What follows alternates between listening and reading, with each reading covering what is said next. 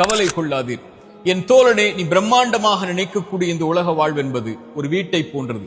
ஒரு வாசலின் வழியாக நுழைவாய், இன்னொரு வாசலின் வழியாக வெளியேறுவாய். அந்த இடைப்பட்ட நேரத்தில் நீ வாழக்கூடிய தங்கக்கூடிய அந்த இடம்தான் இந்த உலக வாழ்க்கை.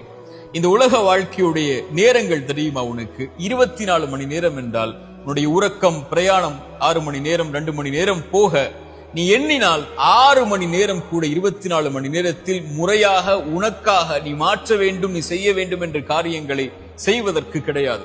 60 ஆண்டுகள் வாழ்ந்தால் 20 ஆண்டுகள் தான் முறையாக வாழ்கிறாய். மற்ற நேரங்கள் எல்லாம் உறக்கத்திலும், பிரயாணத்திலும், மற்ற அலுவல்களிலும் சென்றுவிடும்.